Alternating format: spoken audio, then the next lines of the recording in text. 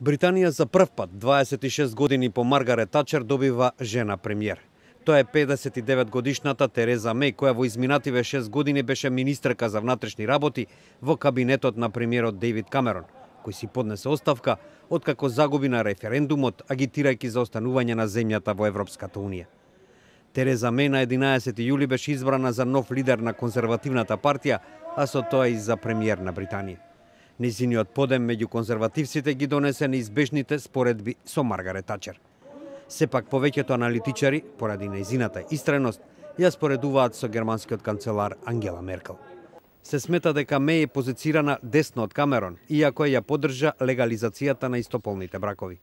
Има репутација на сериозна политичарка, која напорно работи и ги избегнува интригите што ги зафати редовите наториевците. Долго време беше неизвестно која страна на Брекзитот ќе ја поддржи, но на крајот му се приклони на Камерон, иако не се истакнуваше за време на кампањата за референдумот. Деновиве пак таа изјави дека Брекзитот е Брекзит. There will be no attempts to remain inside the EU.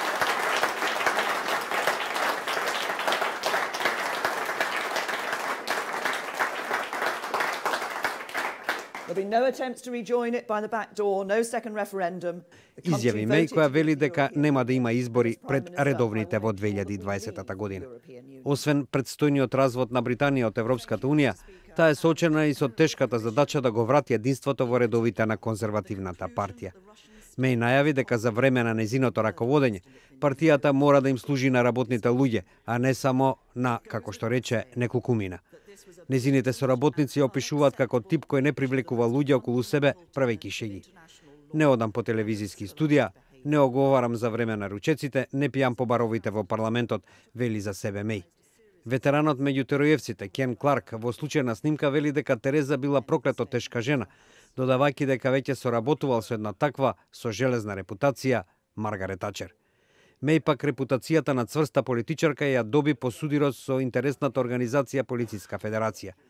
За време на нејзиниот мандат беше откриено дека полицијата ги скривала причините на катастрофата на стадионот Хилсборо, кога загина 96 навивачи на Ливерпул. Пред влегувањето во политиката, Меј била во финансискиот сектор, меѓу другото и во Централната банка. Како и Дејвид Камерон и Борис Џонсон, кој се откажа од трката за лидер на ториевците, и Меј студирала на Оксфорд, но за разлика од нив двајцата, таа претходно учела во државно средно училиште. Како ќерка на англиски свештеник, редовно одела во црква и е позната по ексцентричниот вкус за чевли.